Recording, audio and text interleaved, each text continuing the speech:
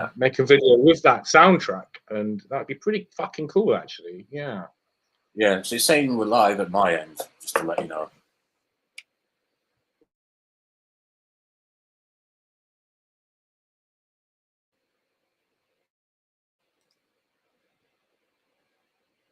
You're putting me on Can you mute. hear me? Yeah, I can Sorry, hear you. bro. But we're not going out. Oh, yeah, we are. We're going. Yeah, but it's saying for 1 minute 40, and it's not been 1 minute 40 already. But anyway, that'll be interesting to listen to. I think we're in. So hang on, I'll mute us both, and I'll play the intro. Okay, this is so smooth, right? I'll mute us, but then we can't communicate with each other. That's a bit. Must be a better way. Yeah. 30 seconds. I'll play the intro, and then I will mute us in 30 seconds. Okay? Yeah, no worries. All right.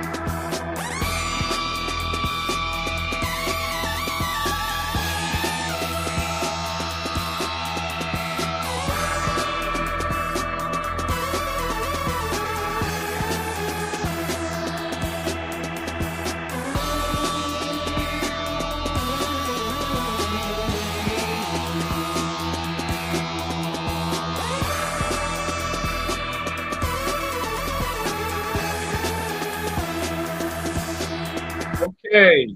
All right. Welcome to Truthshock. Are you there, Mr. I am Shock? here. Yeah, Future Shock, Rob. So, Future Shock. Yeah, how you doing? So it's good. It's TS and FS, and we're avoiding the BS, right? So it's all about the S's. For sure, 100%. The shit, but we got the shock, but we're avoiding the shit. So how you doing? I'm pretty decent. How's the Mr. President? So I've never heard of Mr. President before. Well, that's it. It's what I'm drinking right now. It's a BrewDog beer, and if I didn't know better, I think it's been produced in honor of who some people refer to as God Emperor, Mr. Trump. But Is it a recent one? Right? Is it a recently released sort of new edition beer? Yeah, I've not seen it before. It's Mr. President, and it's a double IPA, and it's really strong. It's 9.2% by volume. Okay. But what sort of makes me raise an eyebrow is that underneath it says Defiant Double IPA. Say that again. Sorry. So what did you say? Sorry. Defiant Double IPA. Defiant. Yeah, I'm just looking at it now. Actually, on the. Have you found it? I've just found it on the old Google image. Yeah, Defiant Double IPA. Yeah, yes, it's most definitely a tribute, isn't it? It's interesting, isn't it? Yeah. It says bitter mango apricot. So are you getting like fruity apricotty mango flavors? It just tastes like IPA. It just tastes like American IPA. They all taste. Just why don't they just say it tastes like an American New England IPA, and they all taste. Yeah, that's slightly bitter. Your mic is a bit low. Yeah, can you pick? Are you picking me up? You got me? You pick up all right. Just as you're explaining that, the volume was kind of going a bit up and down. I think I was waving my arms, but I caused a little disturbance in the floor by waving my arms down. So yeah, it's interesting, isn't it? How all these companies are getting on side and supporting Mr. Trump, even our own Scottish BrewDog. Yeah, look, I mean, and I'm just checking it out as well. It says 1 can is £5. Is that you get 4? Yeah, I paid £5 for it, mate. Yeah. So you get 4 for 18. So gone are the days of going down like Diophy and getting like 5, 6 for 5 back in the day. You go and get your 6 for 5 Stella or something. You're now getting 4 for 18, but it is 9.2% to be fair. So that's pretty. Wow. I don't see the wine scholars on the park paying for this, though. You, I mean, it does have that kind of. It has that kind of. Where did you get it from? Of instead of approval with the high ABV, for £25. You know what I mean? So did you? Oh, really? Okay. Yeah, this is not some kind of highfalutin wine shop, but yeah, it's all right. But it makes you wonder, doesn't it? I mean, how this it's weird. The first time Trump the whole world was against it, right? The media, the American establishment, Hollywood. But now they're all clicking their heels and jumping into line. You know what I mean? Yeah, just again, the volume was just a little bit. It was a little bit hard to hear. Sorry, in little parts of that. Yeah, I didn't quite catch all of that. Sorry. I mean, what you're talking about, like people sort of companies jumping on the bandwagon now. Now they see that there's a bit of force behind it. So I think that before the election, it was kind of like people didn't maybe realize the force that was going to happen, and like now he's got in and things are happening. Certain companies must be thinking, maybe we should acquiesce. Maybe they should acquiesce. Who knows though? Maybe the guy who owns Brewdog just loves Trump and always wanted to bring out a Trump dedication beer. So fair enough, if that's the case. Wasn't he the guy that was getting in a lot of trouble recently? Didn't he say some? What was he saying recently? He got. I'm sure it was the owner of Brewdog got in trouble recently for something. It was like. I'm not sure. I can just obviously Google it. You know what I mean? Yeah, I'm just looking now. I'm sure there was some controversy involving blah blah blah. I don't know what it was. Just he's always had James Watt is his name. Yeah, that's the guy. Yeah, it's something about a few things going on with him. Yeah. Inappropriate behaviour. But also there was something a bit more recent than that. I think because he. Oh right, maybe it's because I saw he quit or something, didn't he? I'm sure. Anyway, but I will say that it's like the case. See, this audio is perfect. Just to say, this audio is perfect. By the way you are. Is it working now? Yeah. Is it working? No, listen. It might be the case of. Yeah, look at this. I mean, it's all the coming out about his problematic past and all sorts. It's one of those things, isn't it, where they've got to dish the dirt on someone who isn't towing the line. It's as soon as you deviate from the script or you don't do what they tell you to do, then all of the peccadillos and all of the things that you've done, they come out, and it's all by design. So obviously, the most famous recent example is the P. Diddy thing, right? Yeah.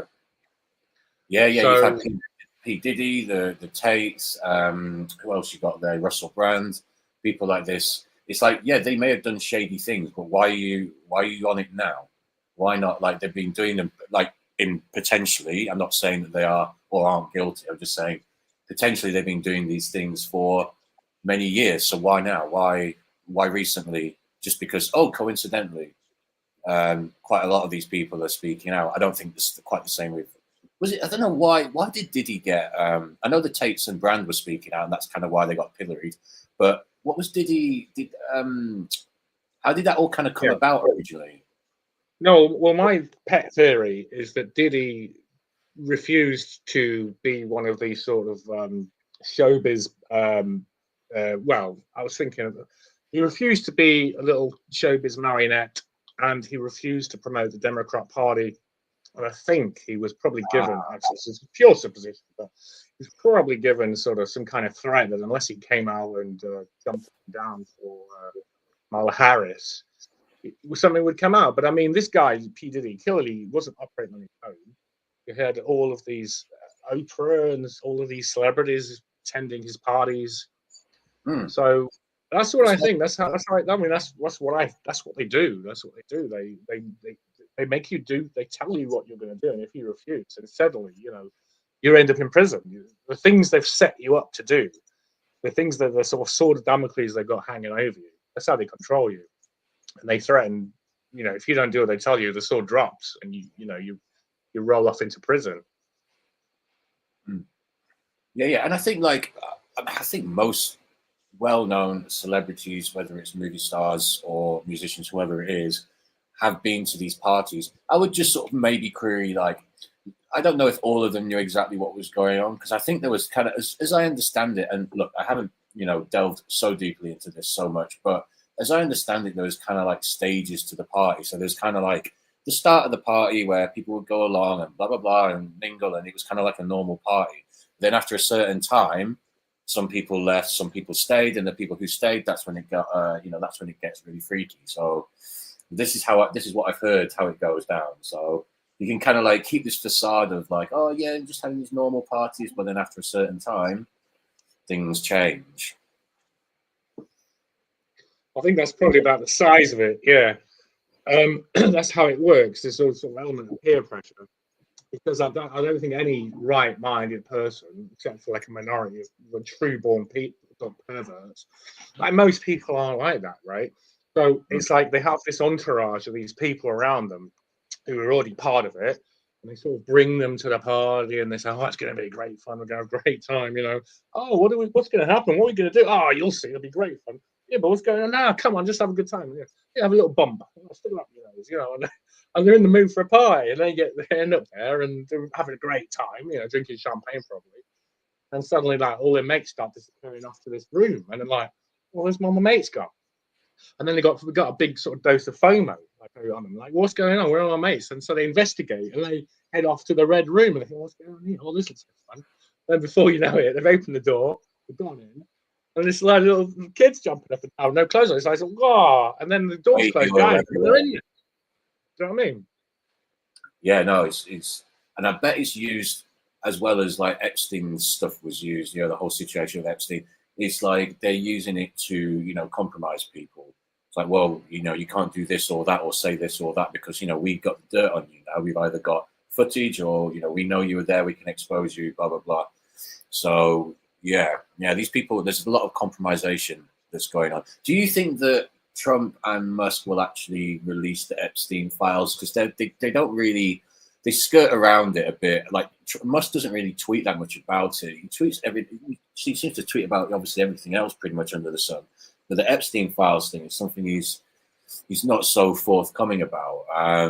So I just wonder, if their names are involved, are they kind of slightly compromised that they can't release the files because everyone's calling for them to do it, but I don't think they will do it. I'd be very surprised. Trump famously kicked him out of Mar-a-Lago, didn't he? Yeah. For bad behaviour, whatever that means. Trump had distanced himself from Epstein, and he did actually. I think before his first presidency, I think he was laughing at mocking Bill Clinton, and noting that he's very fond of taking the Epstein. Why am I calling it Epstein Express. He'd been on it 43 times apparently. Yeah. And Trump was saying, well, I'm not going to do a Trump impersonation. I'll try and do one for next time. But anyway, he sort of said, oh, I think he's going to have some problems because he's been hanging out with Jeffrey Epstein, referring to Bill Clinton. But as for Trump, I think he just loves banging women. Do you know what I mean? I don't think he's into kids. You know what I'm saying? So I think I don't know. I mean, they say that he's got a past with potentially a homosexual past with Crow. Have you not heard of that? No. What's that one about? Roy Crone. He's the sort of mysterious U.S. lawyer who was Donald Trump's mentor, and he was pretty much a sort of predatory sort of he's a predatory homosexual, shall we say? So I was trying to think of a YouTube friendly metaphor for that. But, no, that's anything I think of was worse than saying I'm sexual. Anyway, but yeah. So anyway, who knows? Oh, Roy Crone, Roy Cohn, yeah. Ah, okay. Yes. Shadowy sort of eminence grease sort of guy, of the 60s. So I mean, do you trust? What do you think of Trump? I mean, what are your impressions so far? Well, it's just, it's not even been a month, has it? And it feels like we're going through like several different news cycles in every few hours. There's just so much. They've come in and they just like took a wrecking ball, or they're trying to take a wrecking ball to everything. And in a lot of cases, it seems uncovering like mad, whether it's actual corruption or money laundering, or whether it's just like seriously terrible spending of money. And I think that at least I think is definite positive thing that they're doing at the moment, like The trying to clean up inequality thing things like that, and the stuff to do with USA and all the ways that money's been, and of course, the Twitter Muppets will be all about like, they're taking away, they're trying to stop. Look, Elon Musk is the richest man in the world, and he's taking away money for starving children and all this kind of nonsense. No, what they're doing is they're looking at elements of the USA. Like, for example, there's something, I think this is one that's connected to USA, but this may just be an example of like terrible spending, where there was 40 billion allocated to 8 electric vehicle chargers to create 8 electric vehicle charge points. How much was that? Did 40, I mishear you? Yeah. 40, I had to 40 million? Billion. No, boy, billion? Yeah, it's mad. Hang on, let me just, I want to make incredible. Sure. It was on the American billion, which ain't the same as an English billion, is it? You know what I mean? I think an American billion. The standard of a billion now is 1,000 billions, isn't it? Actually, a British billion, a good old British billion. There's got to be a millions to make a billion, but it'd be. So I'm trying to find the actual kind of story now, so I don't want to like misspeak, but it's something like that, and there's a whole list of these similarly like terrible wastes of taxpayers' money. And the funny thing is, it's like everyone's like, shitting themselves about it, and like everyone on the US political left, anyway, is shitting themselves about it, and like having to go at Musk and blah blah blah. And it's kind of like, well, he's exposing the fact that you guys are basically being scammed, and you're having to go at him for exposing the fact that you've been scammed. Like, make it make sense, man. You're just so desperate to tar and feather him, and to shoot him down at every available opportunity. So he doesn't exactly help himself when he's going on stage and doing odd-looking salutes on stage. Oh God, yeah, that was hilarious. It's not helpful. That was hilarious. That made me smile. I was chuckling away for a long time. I'm still chuckling when you mentioned that. Again, it's hilarious. Okay, I have a little bit of something to say about that. Only in as much as I worked in Turkey, and there is. Listen, what you tell me what you think it was? What do you? I thought it was. So when you're on stage and look, obviously, nobody in this world can convince me that Musk stood there and thought, right, now it's time to do the Nazi. Good time to be a Nazi, right? Yeah, that's finally they're going to see my true colors. No, that's bullshit. That's too much. Yeah, when you're on stage, they'd love it to be, right? But the Democrats, you got to look at it from the perspective of. Sorry, I was just going to say, you got to look at it from the perspective of being on a stage. This is why you've got so many clips that people have put up about of like the likes of Kamala Harris and AOC and all them doing the same kind of things. It's because when you're on stage, arms wave around and there's a crowd there, so you kind of put your arm out to the crowd, and it's just a thing that now obviously the way he did it the way he did it wasn't great, but I do believe he did it a few times. He did it twice, right?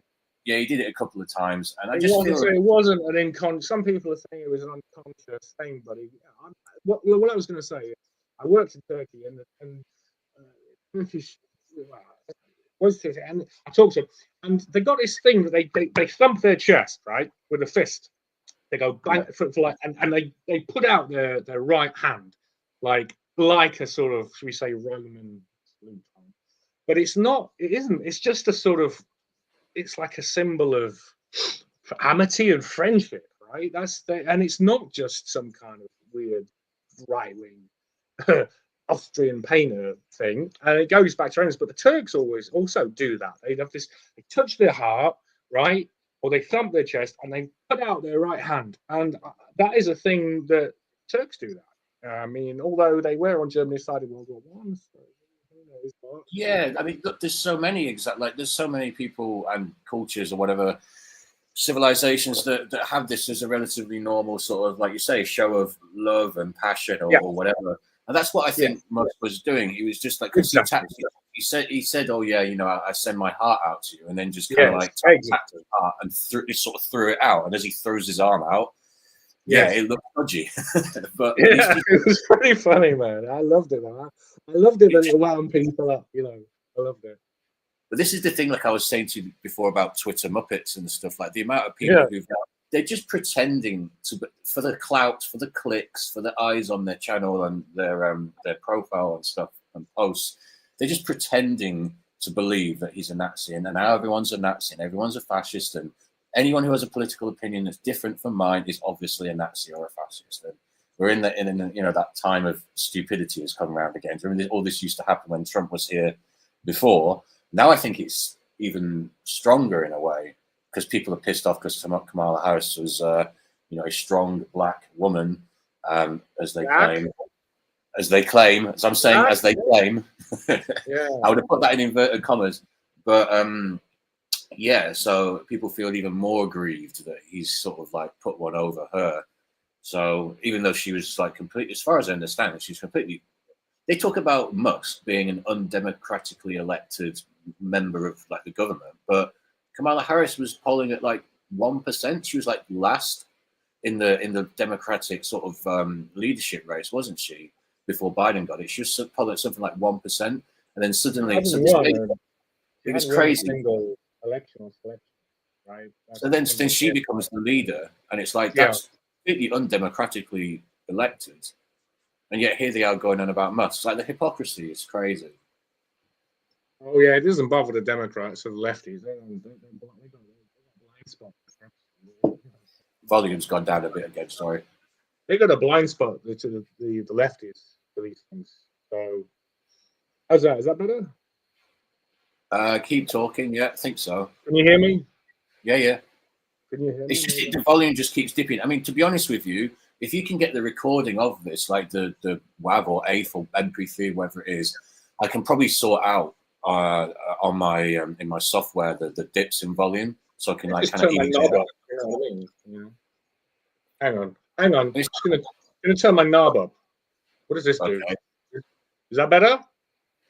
That seems fine. Yeah, we'll just have to see how it goes. But I'll be honest with you, it's been all right. It's just every now and then you'll dip in and out. Yeah, you seem fine now. Yeah. All right. Okay. So yeah. Oh yeah, Twitter Wallies or Twitter Muppets. Yeah. But I don't know. I mean, we I nearly said we're on the tendency, but I mean, for a start, I didn't vote for Trump. I played for him, but I didn't vote for him, right? And I don't want to. I'm not responsible. I'm not going to be responsible. Or I don't want to associate myself because already there's these weird things going on. Right? Again, volume. Sorry, sorry to cut in, but like just the volume again. Like I can't quite hear what you're saying. Okay, hang on. Let's try. Can you hear me now? Yeah. It's inconsistent. That's all. So sometimes I can, sometimes I can't. Yeah, it could be a dodgy internet connection. So it sounds like something to do with. Are you actually using a standalone mic, or is it the mic from the laptop? Yeah, I'm using a USB mic. Yeah. It could be something to do with that. I mean, like if you were just using what's the laptop itself like? Can you maybe try using a laptop? Well, this is what I was saying because I've got to get hold of a better laptop. This is my sort of this is my behind enemy lines. The laptop that can be dropped out Windows probably has been a few times. So I need to get the top-notch equipment. Can you hear me now? Yeah, I'm just thinking I might go into headphones because I've got you out on the speakers. It might be a bit easier on headphones. Let me just swap in the headphones. I don't know. I can mess with my knobs.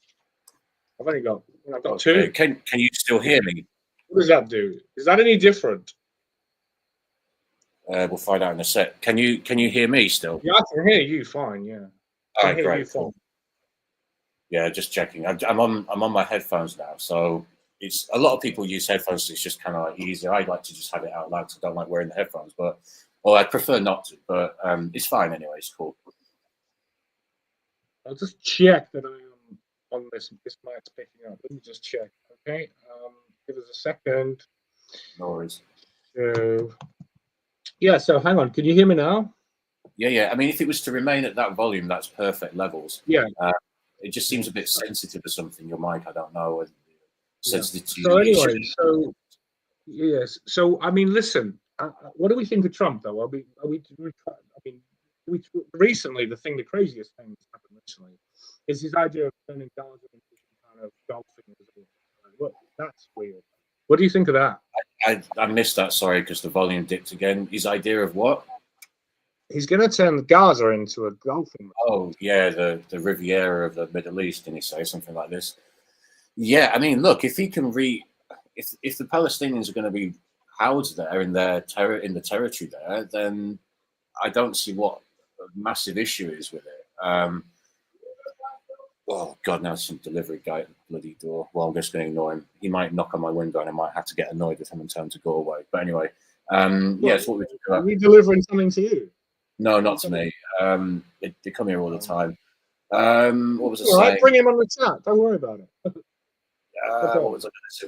He might be from the region even. But yeah. So what was I going to say? What was I going to say? So yeah. So that idea. I mean, in of itself, I'm not against like regenerating the area. Obviously, putting some money into the area and making it, proper again. But I don't know. It's a bit of a weird play. I'm not sure who's in control here, Trump or Netanyahu. Maybe I should. Maybe that's a bit stupid of me. Maybe I should know. Maybe I should know that it's Israel. I don't know. Yeah, I mean, the thing is with Trump, I think he is bought into. Again, the mic. I just can't hear anything. Sorry. He's bought into Zionism. Can you hear me? Is that okay? Maybe a little bit.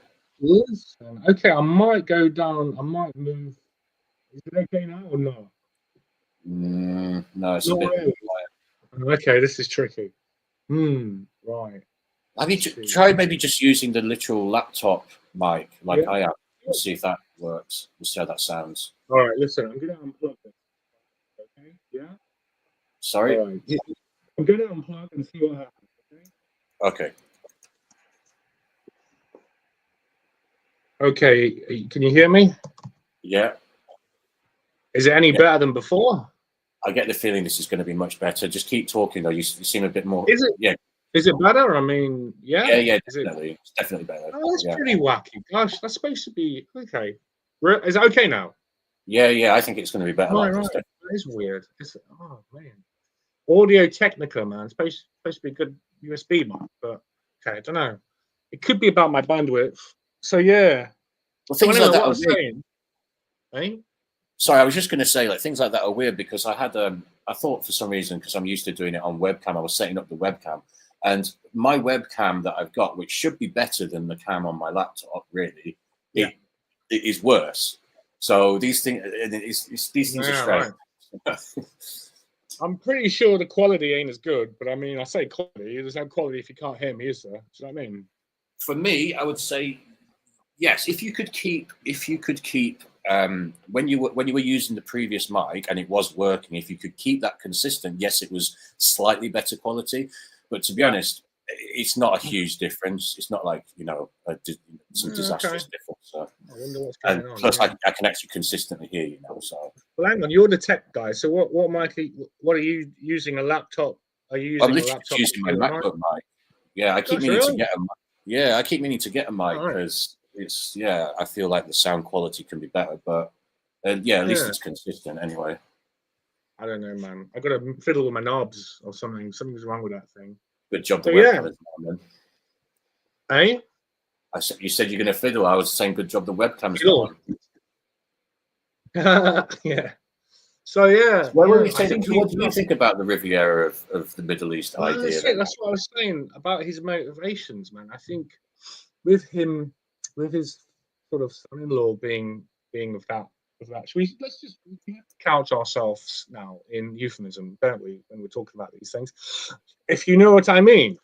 So with his son-in-law being of a Middle Eastern heritage, shall we say, he's fully bought into that. He's fully bought into Zionism. I think he's just genuinely bought into it. I mean, wasn't he sort of backed by Adelson? Isn't he completely bailed out by these Middle Eastern types? I Saved him from know bankruptcy multiple times, right? So he just who was believes in that. their program, right? Who was that? Sorry, from where Save bailed him out? He was bailed out by Adelson. He's been bailed out time and time again from bankruptcy by, by the small casino hats. guy. Yeah, they're the pack. Yeah. So I don't think he's.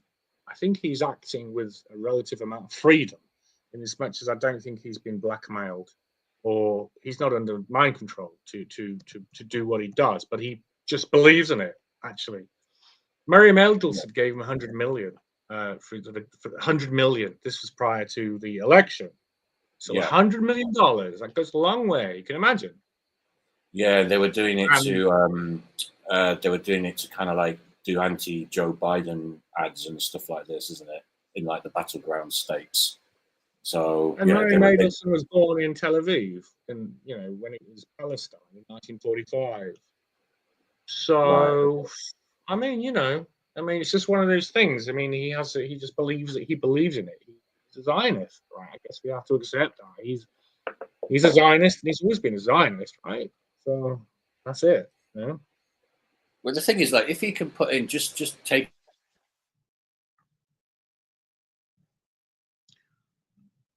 Okay. Oh, hang on.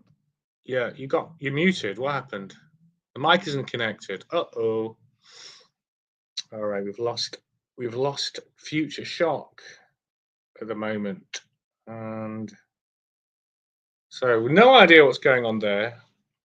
Could be a combination of factors, but I'll take this opportunity to talk a little bit about something about Queen Victoria and well, this is the title of the show, so to be fair, I have to cover these topics. So I did call this show Royal Quantum Coincidence Vampires, right? So I better get into this. So get old Future Shock to reconnect his mic. Oh, okay, I'm going to talk about this. So right, this is from my book Kane's Children. It's chapter called Victoria's Secret, and the thing is, the myth of the vampire isn't a myth. It's all based in the hereditary royal bloodlines of this. We say it's this hereditary disease, and everybody knows about the madness of King George III. Madness of King George III. So he famously babbled nonsense for like 52 hours on Christmas Day, and just one can imagine just absolute carnage of this guy. So what it is, it's the royal families of Europe, which issued for Queen Victoria's bloodline. They had this famously. Queen Victoria had this hemophilia genetic legacy, and it spread throughout the whole of Europe. And it's partially, arguably, Queen Victoria's genetic inheritance is responsible for the Russian Revolution, all of that carnage, and that came as a result of that. And the reason that happened was because the Tsarina was sort of, some say she was carrying on with Rasputin, but the whole thing of having obviously a haemophiliac son Nikolai cast the God-given power of the Tsar into some disrepute. It's like it was cursed. And in effect, they were cursed with this ancient sort of cursed bloodline, which goes back potentially thousands of years, but it can be traced. It's something that is present in the royal blood, and it's hemophilia and porphyria intimately connected. So what happened is that the several Spanish nobles died in car accidents and motorcycle accidents because they had hemophilia, and so it wiped out several members of the Spanish nobility. led to weakening of Russian Russian authority, the royal family, where the youngest son was hemophiliac, and the Tsarina was going to desperate measures, fooling around with this lunatic guy Rasputin, who we don't know what he was all about. I mean, he's a really weird guy. It's said that on his death he was, oh gosh, it's said that on his death he cursed he cursed Russia, and he sort of said that there will be people following me, and they will avenge my death, and then we have the Russian Revolution. We can only sort of imagine, but what this Rasputin was, he was clearly an agent of the Illuminati, because we have pictures of him making various Masonic signs, Masonic illusions. So it's really weird how fate and history seem to work, and politics and the Masons seem to work hand in hand. But so this goes all the way back, and it goes back to the myth of the vampire. What it is like there's islands. There's like sort of the history is a sea, and most of it is hidden beneath the waves, right? But there are things that emerge above the sea.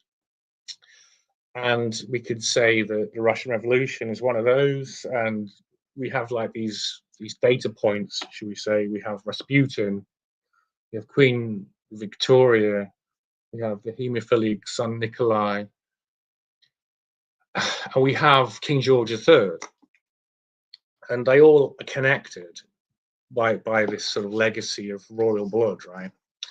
But it goes back another data point, another node. I think it's better to say it's a node, because nodes connect. They connect things, and they're sort of they work. They're sort of part of a continuous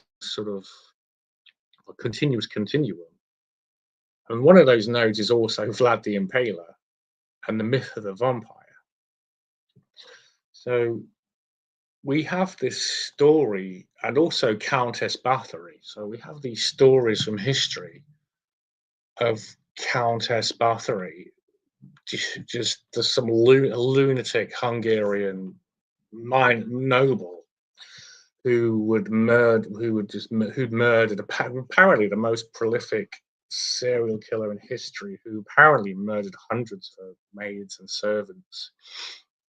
And this began apparently that she's said to have slapped a maid across the face, and blood came from her nose, which then splashed Countess Bathory on the face. And she found from this that she found the blood was actually good for her complexion, was actually good for her skin. Now, Countess Bathory suffered, like Vlad the Impaler, suffered from this illness called porphyria. And porphyria is a really, really weird thing. It's a really weird genetic disease. And it's something that is present in the royal bloodline. Obviously, the royal bloodline is international, which is how you can have, I mean, Prince Charles famously has been shown to be connected to Vlad the Impaler. So it's how you can have these international, this is the internationalism, these people are all connected. But porphyria is a really weird disease. So it's like you can't properly metabolize iron, so you're not able to like produce red blood cells and transport heme. And heme is like it's the root of iron. It's like iron. So you can't transport oxygen. You cannot have oxygenated blood cells, and so as a result of this, you're kind of perpetually starved of heme. And the effects of this are a range of physiological and psychological problems.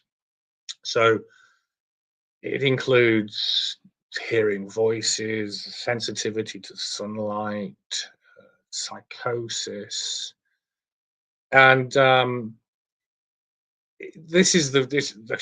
sensitivity to sunlight. So literally, on exposure to the sun, your skin, if you're porphyria sufferer, your skin would blister and burn. Right. So clearly, this is where the vampire myth comes from. the way to ameliorate the symptoms of porphyria are to ingest heme, which is blood. So Countess Bathory found that upon slapping her sort of female serving maid, she found that it improved the skin condition, it improved her condition of the skin. And she must have sort of joined the dots, and she realized, but then of course she wouldn't know the scientific process of it.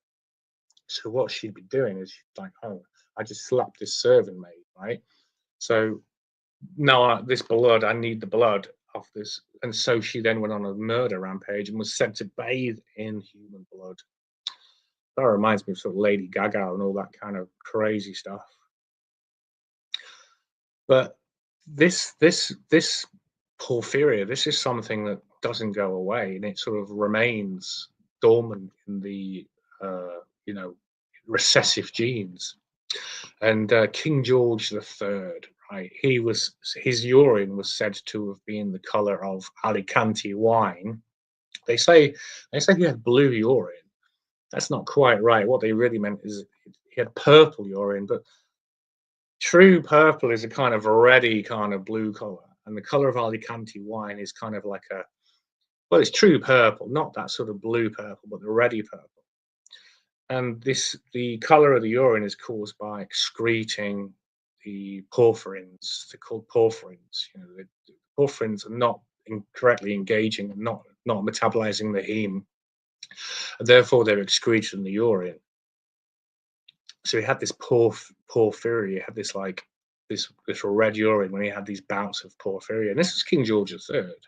So this is actually relatively, a couple of hundred years ago, really. And Queen Victoria acquired this. It expressed itself in Queen Victoria as haemophilia, but it was like it mutated after the birth of her first daughter. So yeah. So the thing is, the interesting thing about this porphyria, the whole thing, is that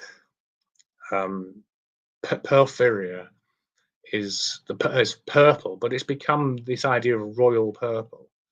And purple, for thousands of years, has been the color of the elite of the Romans, and it all comes back to this shellfish that was harvested.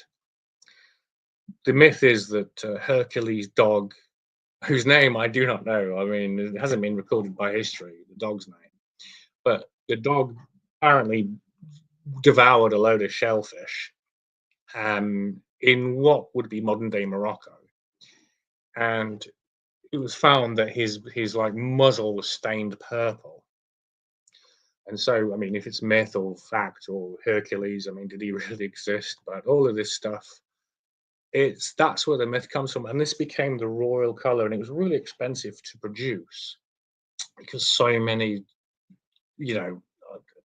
tons of this shellfish, this murex shellfish, were needed to produce this royal purple. Anyway, listen. Yeah. I mean, so that's the thing. It's like there's this royal bloodline of insanity, and it's connected to purple, the royal purple, and it could be a coincidence that Phoenicia and the Phoenicians were those who, shall we say, the Edomites and the Phoenicians were the Canaanites, and it's those people who were always involved in the sort of what we would call satanic, but what they just called their religion, the Phoenician sacrifice cults of the Middle East. But I'll tell you what, I'll take a break there. I'll see if I can get to Future Shock back, and I'll just play a little tune, okay? So some pretty cool music we've got here from my mate's band. So I'm going to mute myself and play this. I'm a bit new to all this, so bear with, right? Okay, so see you in a few 3 minutes or so. Maybe I'll play an extra long song so we can actually see what's happened to Future Shock, okay?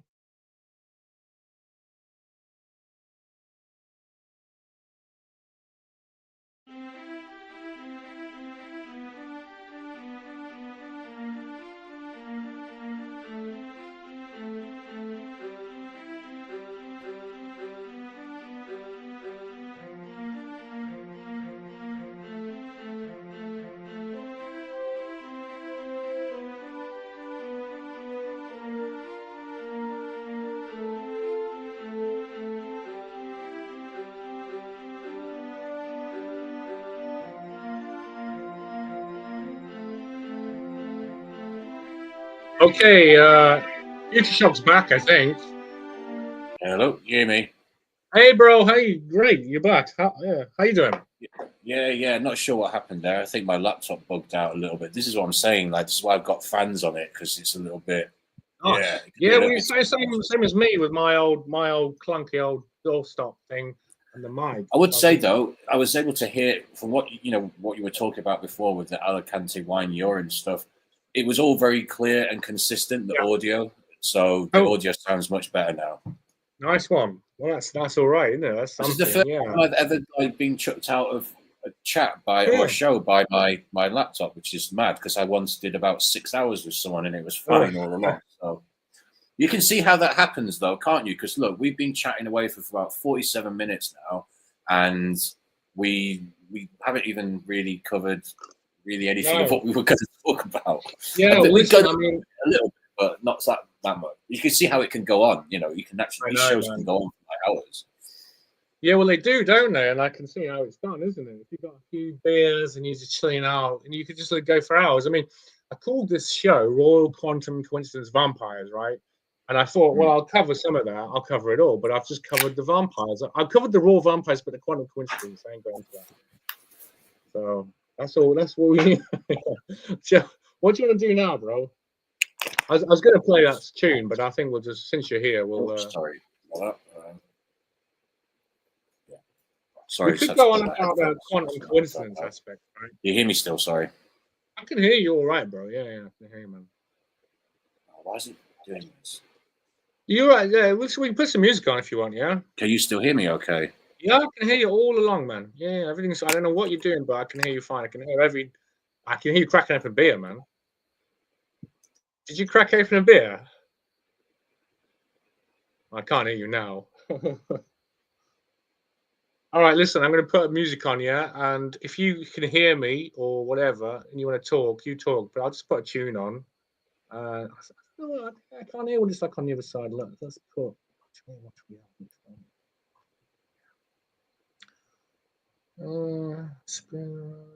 I'm not sure.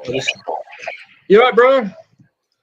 Let's have a little bit of fun, okay? Let's listen to some of my friends' songs. One of his songs. Fucking hell, John, fucking hell, fucking hell, John, fucking hell, John, fucking hell, fucking hell, fucking hell, John, fucking hell, fucking hell, John, fucking hell, John, fucking hell, fucking hell, fucking hell, John, fucking hell, fucking hell, John, fucking hell, John, fucking hell, fucking hell, fucking hell, John, fucking hell, fucking hell, John, fucking hell, John, fucking hell, fucking John. What's the fucking box? Fucking hell, John. What's up down the shops? Fucking line, I need some more. Fucking hell, John. It fucking never stops. Sweep the fucking floor. Fucking the ends of the door.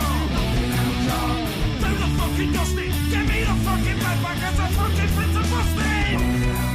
Fucking hell, John. Fucking hell, John. Fucking hell, John. Fucking hell, fucking hell, fucking hell, John. Fucking hell, fucking hell, John. Fucking hell, John. Fucking hell, fucking John.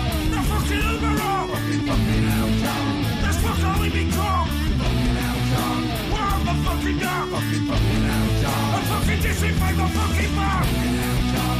Let it fucking breeze in. Fucking hell, John. Fucking know that much I'm freezing. Fucking hell, John. Start the fucking fire. And don't forget to throw the fucking light that's in the dryer.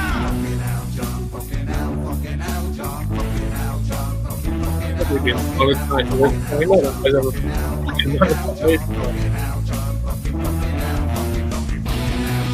Break the fucking beds. Get me fucking meds. I'm fucking having with me juice. But first before you fucking zombies down the slopes. I can get the walls of cuts. Fucking give me the remote. I fucking get your cigarette. You know what's in my ear till I fucking down the laundry.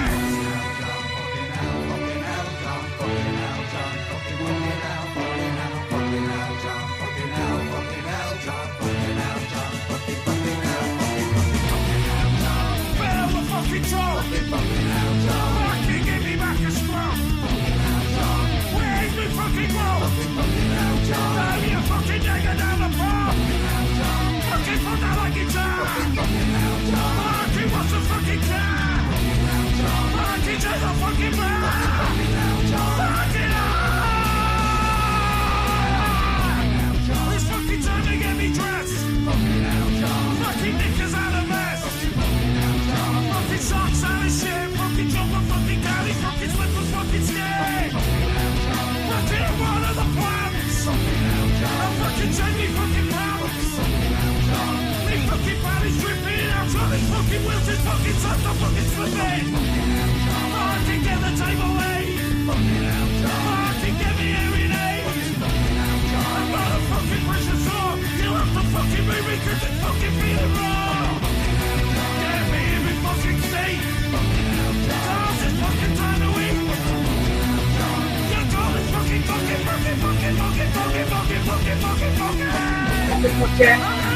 Fucking tape. I need to use It's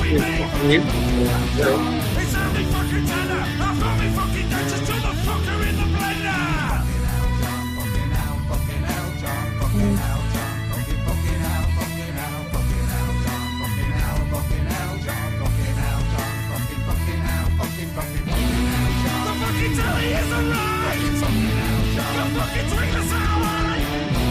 Fucking get a fucking smell. Get all the fucking light away. All that colour. Now fucking fuck up out the back. Fucking dominate the world.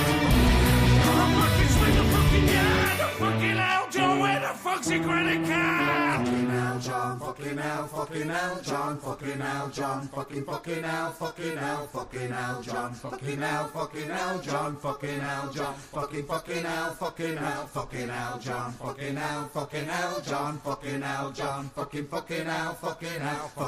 John. Fucking hell, John. Fucking hell, John. Fucking hell, John. Fucking hell, John. All right, so we've lost Future Shock, so we don't know what's going on, but I feel somewhat contractually obliged to fulfill the stipulation of the show title, which means I need to talk about quantum coincidence. So I talked about royal vampires, and all of this stuff's in my book Cain's Children. It's on my website, like truthshock.com and all that. So I'm gonna have a little go on about quantum coincidence, and it's too bad that old Future Shock's not here, because he was my co-experimentee. Really, he was sort of he kind of like he was engaged in sort of research for me. And so what it is, right? Basically, the word coincidence is like a throwaway word, so it's more than that. I mean, the ufologist Jacques Vallée was exploring the existence of UFOs, and he wrote a really interesting book called Messengers of Deception. And his research of UFOs led him to discover lots of UFO cults, and these cults sort of tended to have a strange sort of New World Order theme behind them, and like removal of old traditions, religions, etc., and the embracing of a new age, shall we say? Right? But Jacques Vallée was far from convinced that UFOs were a material phenomenon, and he believed that they were something that was something that's an extra-dimensional phenomenon, but it's in contact with secret government departments and occult underground movements. But the result of his explorations and his research led him to discover that that information is not ordered sequentially or alphabetically, but it's ordered thematically. So he kind of got this, like how a computer would order information by themes, and it's like reality works the same way. So when you get a coincidence, it's like, well, my own personal thing is, it's like the universe is trying to create meaning, and when you think about something, or you have a need, and it materializes instantly, or you meet a person you were thinking about, or I've got so many examples, but we all have an example in our lives of coincidence. But what that is, it's the universe creating its own sense of order, right? So it's like a coherent unit of reality, I mean, I spoke to Future Shock the other day about this, and there's two incidents. There's like countless instances, and I've written about these in my books, but like one in particular is I had a bike, I had like a racing bike. I locked it up outside Dalston tube station, train station. It wasn't tube station, probably not a good idea back in the day, but I was naive and I thought, it's okay, so it's me. So yeah, I came back, found the bike was gone, so 200 quid out of pocket, couldn't get it work next day. So I was like, asking the universe a question. I was like, hang on, this isn't right. What happened here? You got to pay up. And the next day I didn't go to work. And instead I sort of went for a walk. And on the course of that walk, I found a wallet with 200 quid in it. So it's like, okay, so that became, for me, that's what I call a coherent unit of reality. It's like, it's a coincidence, yeah. I mean, it isn't just a coincidence. It's clearly a statistical, improbable occurrence that you had your bike nicked, worth 200 quid, your 200 quid out of pocket. So the next day you sort of walk around out of work, and the fact that you're out of work, just you couldn't get in to do your job, whatever, that day because you didn't have transport. You walk around, you find 200 quid. It's like, okay, for me, that's like, yeah, that makes sense. That's a closed loop. That's like an information. That's like a reality unit. It's like, yeah, that's a finished, completed equation. I think that's how I see it. I mean, also, I mean, that's what Jack Raleigh sort of thought. He sort of thought the universe has this intelligence, and of course it does. And the universe is constantly striving to create meaning and sense. But I think you can actually create these things, and that's what creating coincidence. And this is what I got my friend Future Shock doing. It's like manifestation experiments. And I'm going to go for an hour. We only got a few more minutes, but I'd like to go into this next time with Future Shock himself, where he can relay what happened with his experiments and research into making things happen. But it's pretty bloody interesting stuff. I mean, I got so many crazy examples of this. And I assume this is something I've spoken to Future Shock about. It's like if you start off, you start off small with these things, these coincidences. They start off small, right? But you got to follow them, and you got to sort of you got to follow this trail of coincidences until it becomes frankly extraordinary and almost too much to handle. Because you sort of get to the point where you're sort of saying to yourself, "This is weird as fuck," It's like, I'm like doubting reality. I'm doubting my own reality at this point because this is so weird. What's going on? Who's doing this? Who's looking? Who's behind the curtain? And all this stuff. But it ain't really that. It ain't really a problem. It's just these things are kept from us. This information about our ability to create coincidence and manifest. So New Agers say that, but they can create reality. But then again, it's quantum physics. So this is something I'm researching in context in sort of connection with this. It's quantum mechanics, and my book, which I'm not particularly here to promote, but Light in the Darkness. It's out on paperback. You can get it on Amazon. Gives my website truthspoon.com. And I just produce these just to people can get them. You can get it for free on my website, just on Google Drive. But same time you can get a paperback copy, which would be ace. I mean, it's nice actually, printed full color and all that. Anyway, Jesus Christ, I sound like I'm promoting. I didn't intend to. Just got sucked into it. Self-promotion. Hey, looks like Future Shock might be back. Let's see what's going on. Let's get Future Shock up. Hey. How you doing? Yeah, man. I think it's the laptop was bugging up or has been bugging up. It just gets like really hot in this room easily. Yeah. This okay. Laptop, so well, it's great to be back. Just in time. Yeah. What were you talking about? Yeah. Well, that's it. I was talking about the little the experiments that you were helping me with about the coincidence stuff.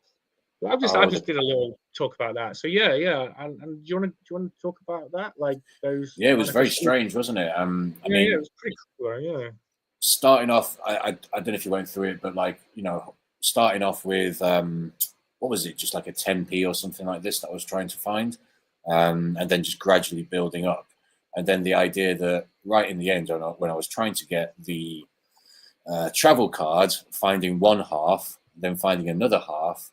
And then finding the full travel card, perched on the top of a kind of brick wall, which was exactly the right height for me to see it. It was basically unmissable for me as I walked past it.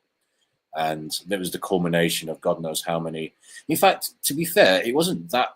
It didn't really take that long, did it? Do you remember the time frames of it? Because I can't quite remember how long it took me to find each thing. Do you remember roughly how long it took? I think it was. I think we both forgot about it, didn't we? For several days. I think it was about a month.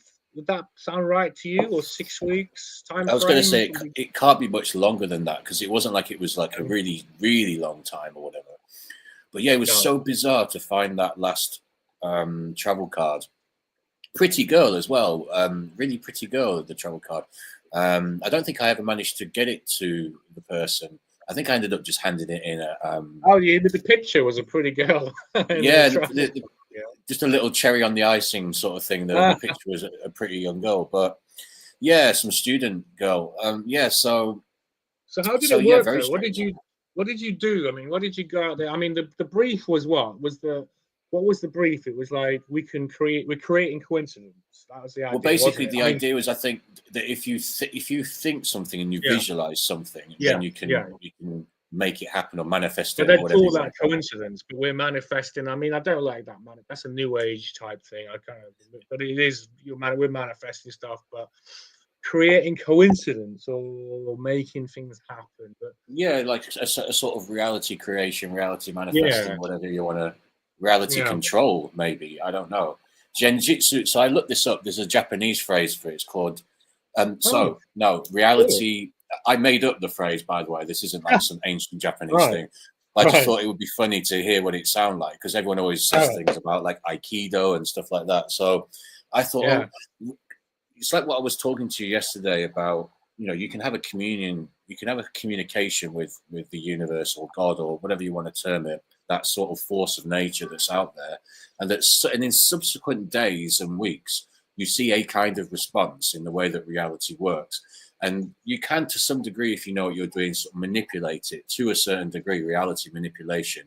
And in Japanese, that's called Genjitsu Sosa. So I like a bit of Genjitsu. Yeah. Is that a translation of a thing you've made up, or that doesn't exist? That's reality manipulation translated into Japanese. That's very cool. I like that a lot. Genjitsu. What is it? Say again. It just sounds like Genjitsu Sosa. That's pretty cool. Yeah, you could put it like that. Yeah. Yeah. So I don't think we tried. Did we try for anything after the travel card, or did? I don't think we did anything after the travel card. We had this vague idea of you. We got a bit cocky because what about finding a badge with a sun's face on it? Something. Didn't we say something like that? Finding a sun face. Some kind of badge. So. It was a bit cocky, wasn't it? You know what I mean? I don't know if you ask too much of that, but it's interesting. Is how far you can push it. How far could you push it? Like I was saying yesterday, you're not going to find like a suitcase full of like $100 bills or something, unfortunately. But I mentioned that example of me losing my bike, getting my bike nicked, and the next day finding 200 quid. And also when I went running, I lost 20 quid, and then the next day I went running with my mate, and then he found £1, and I thought, and then I looked and it was 20 quid. And it's like, that's flipping weird. But it's that certain. I mean, how did you feel like when you were? What was your intention to find that 10p? Did you believe in it? What did you think? Was you open-minded? Well, the way I was doing it, as far as I can remember, the way I was doing it was I was just visualizing a 10p piece, like everywhere I went. Yeah. So wherever I was walking around, getting on the train, blah, blah, blah, I would just be like trying, at least to some degree in my mind, hold the picture of a 10p piece. Because I think that was kind of part of our idea, that like the actual visualization of said thing brings said thing to reality. And that's that's basically what I was doing, which is obviously very difficult to do, walking around thinking about a 10p or a 20p or whatever, the travel card. So, but that's how I approached it anyway. Yeah, well, I definitely appreciate your efforts, because you provided a very cool chapter in my book and absolute evidence. I mean, we've got pictures, we've got photographic evidence of the half. You provided all that evidence, didn't you? the Yeah. two halves. You found out, was it at one point you found half of a travel card, and then shortly after you found the other half of a different travel card, right? Yeah, and it wasn't like it was the same side of the card. It was like sort of one that Yeah. had been, both had been like ripped in half.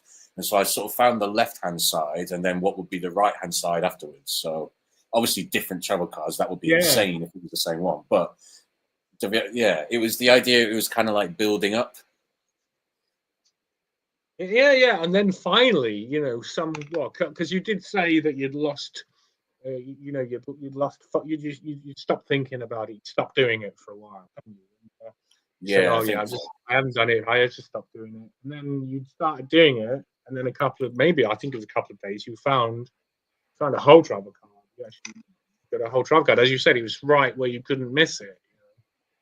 Yeah, absolutely. It's like almost sort of like shoulder height brick wall outside a house, kind of like as you turn the corner of a street. And they got those, usually they've got, you know, the end of the street's got kind of like a brick wall leading onto the sort of the house.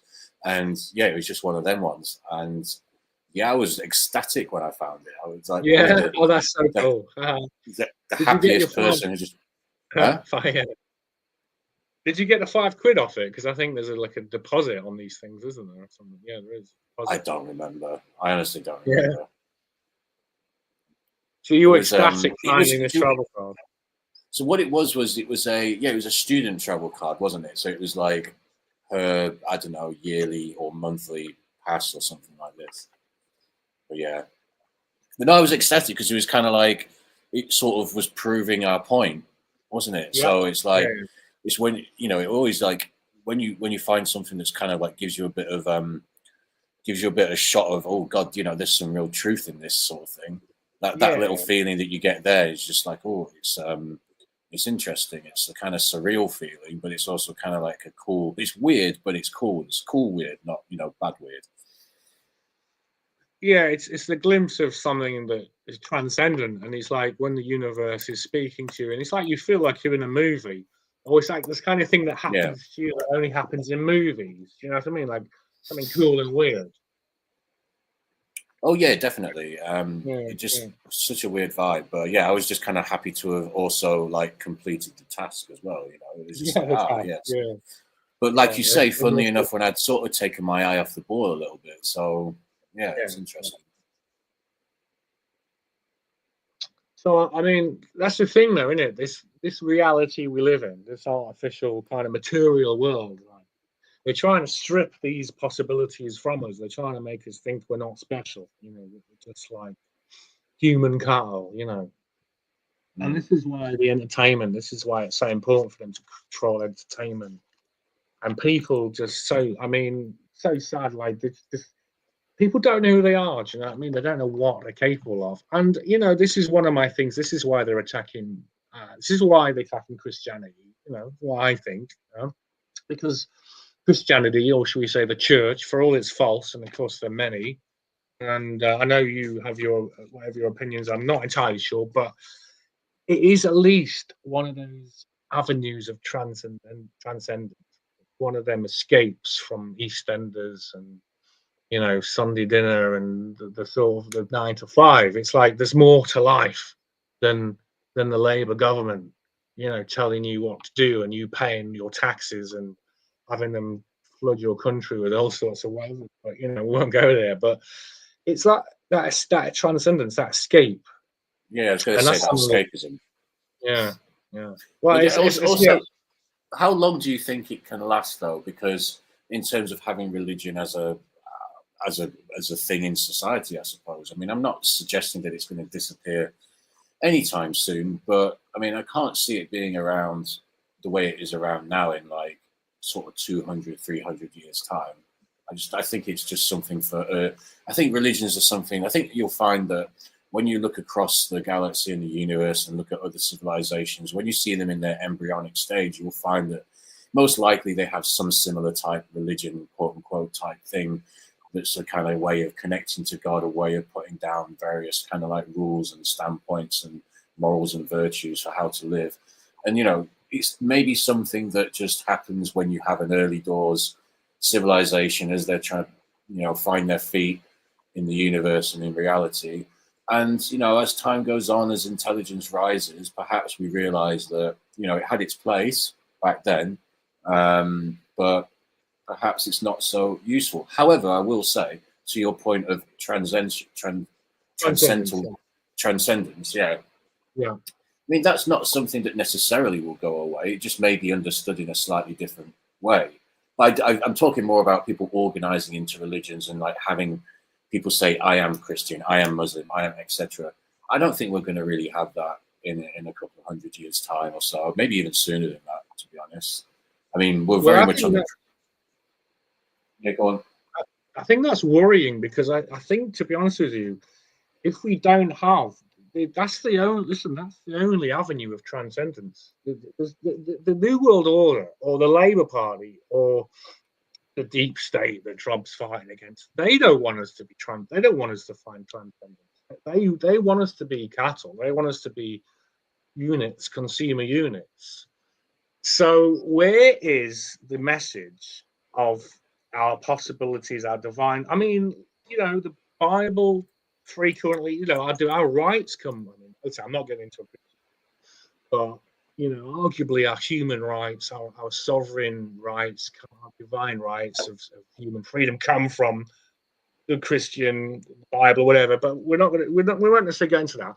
But what I will say is, who's gonna give us this transcendence? Who's gonna guide us to this awareness of what we truly are? And I know you obviously believe that we are more than mere physical beings, right? But who's going to give us that to us? I mean, I don't see anyone any government department or going out their way to tell us that you know, we're infinite cosmic beings. You know, I mean, I like David Icke for that respect. I mean, that's one thing that David Icke went on about our you know, our potential, that, you know, the body computer. You know, I mean, my thing is we're made of light, you know, and we connect to that light, and that. I think you're kind of just like answering your own question a little bit there, though, as well. There will be people, maybe David Icke is obviously like a controversial figure, divides opinion, blah, blah, blah. But there's going to be, as you know, we go into the future, there's going to be more and more people who are talking about this kind of thing. And I think we'll deviate towards more sort of scientific understanding of transcendence than, because at the end of the day, it is kind of science, right? It has to be. Oh, sure, man. You know, so... This is kind of what I mean. I think we'll go more in that direction in our way of understanding it, and leave like the religious sort of texts and learning and schools behind. But again, like, to be clear, I'm not talking about this happening in the next sort of like 20 years or something. This is something that's much further down the road.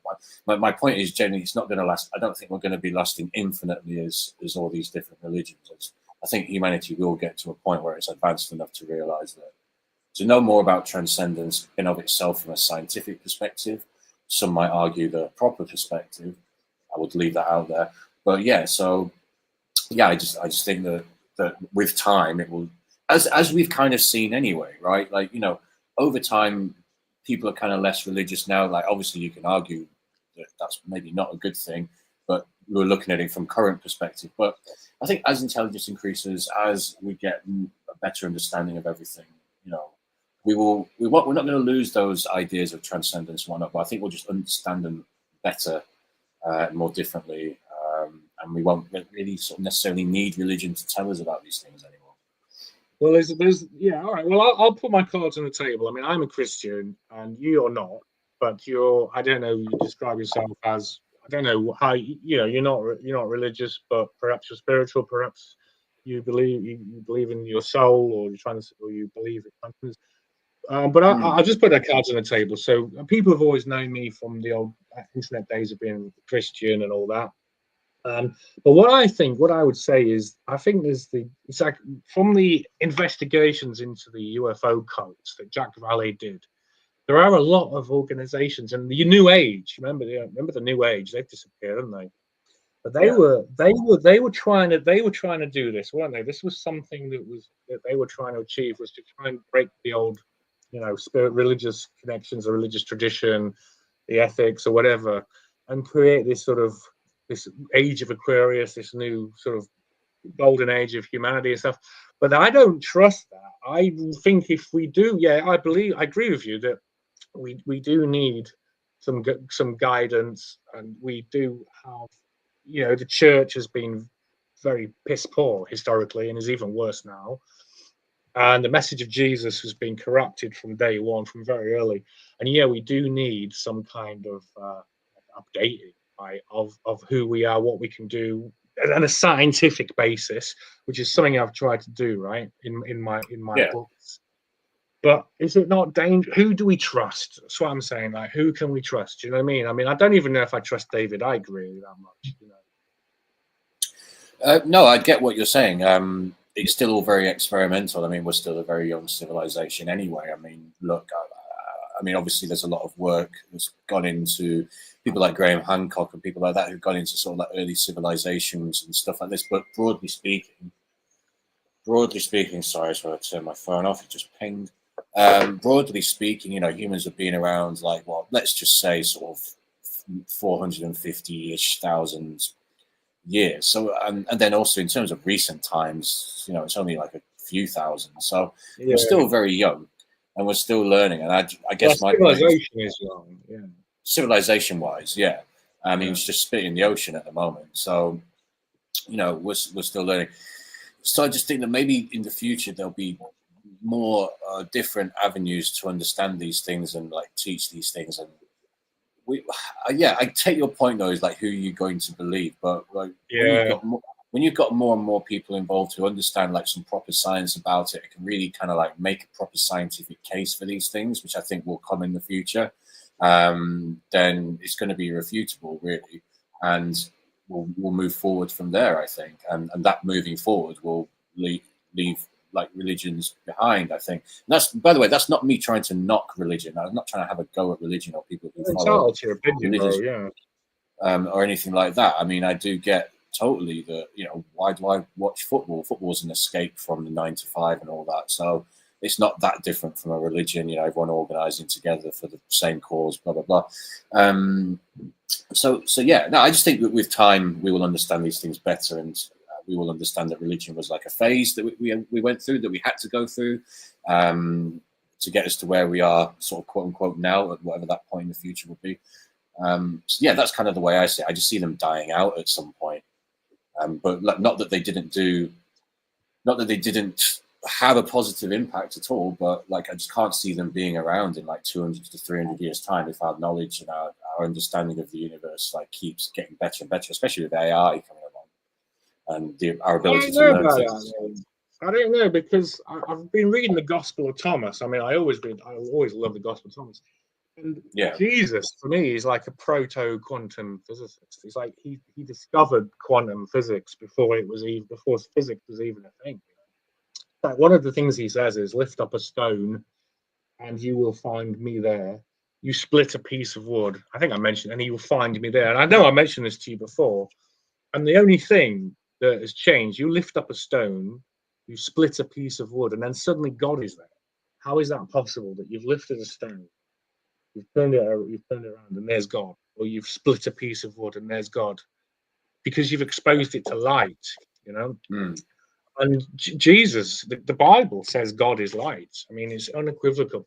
While you have the light, believe in the light. That's what the New Testament says. I mean, we can talk about Christianity, we talk about the Old Testament, we can talk about the different books, but the words of Jesus, I think he was way ahead of his time. I mean, that's why 2,000 years people are still praying in his name. This is why he's still saving people. I mean, he saved me. Well, there was a quote, wasn't there, as well, from I think the Gospel of St. Thomas, which is something along the lines of, we came from the. Is it something like we came from the realm of light to the realm of light we will return? Something like that. I probably butchered that, but it's something along those lines, isn't it? Yeah, there's something like that. I think he says, God bless the solitary for the solitaries. You are of the kingdom. You will and you there you will return. Something about solitaries. Yeah, I mean, what we can say solitary means, I mean, maybe, I don't know, someone who's like so-called a hermit or recluse, but someone who's focused on God. And, you are like monks or something like this. Well, no, I don't think so, because I don't think Jesus was thinking of monks, but solitaries. I mean, I consider myself solitary in a sense, is that, I am devoted to God, and I always think of God, and I just want to. I mean, I love life. Don't get me wrong, and but I'm waiting to get out of here. I'm like, yeah, this is just, I'm just biding time, you know. I mean, Yeah, I love life. you I love say that. whatever. I had a conversation. This is going back a little while now, but I had a conversation. You know, so where I work involves me talking to people sometimes who have these kind of ideas and stuff.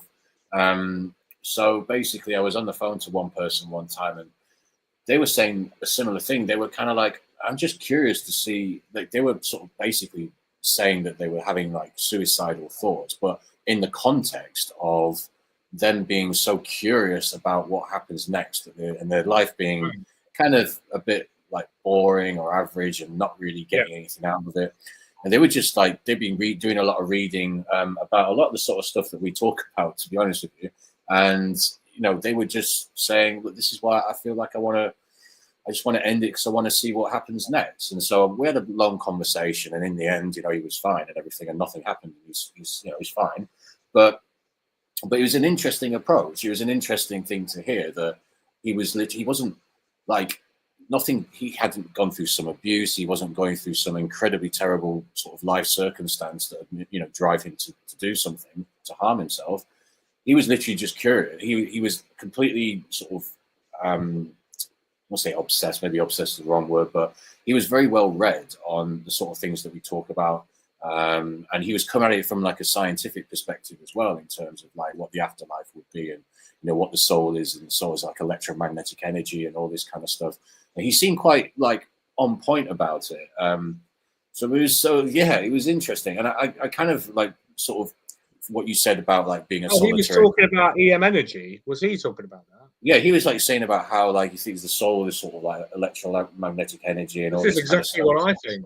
Yeah, it's the same here. So I had this guy on the phone, and I was like in this fascinating conversation with him. But ultimately, he was suicidal because he wanted to go and see what was next. And I don't know, I can't remember what I said to him. We just chatted generally. We're going back about 8 years, probably 7 or 8 years. So in the end, he didn't do anything. So, and he was fine, and he thanked me for the time. We spent about an hour on the phone, probably just talking, and just sort of talking about the sort of stuff that we talk about. My point generally, sorry, that's sort of a little tangent I went off on there, but my point generally is I feel the same in terms of like the solitary thing. I think I'm probably more of a sort of solitary. I don't know. Do they call them ambiverts? Like, I don't know. People, I can be social if I want to, but I also like my own company, sort of thing. Yeah. So it's kind of cool, I think, because I know people who just can't be on their own, and I think maybe it comes from your background as well. If you've grown up in a house where, I don't know, you've got lots of brothers and sisters, it's a busy house and whatnot, then the idea of being on your own is like quite a relative. It's quite a big contrast, and I think there's quite a few people who just they can't do it. And then obviously there's quite a few people who hate being around crowds. So, yeah. I think it's about inner peace, isn't it? I think that's the key, isn't it? Just being at peace, right? Because everybody does things in order to be happy, right? So they do hobbies, or they meet people, go out, whatever. And it's in order to achieve sort of fleeting happiness or a peace, it's like to be happy, right?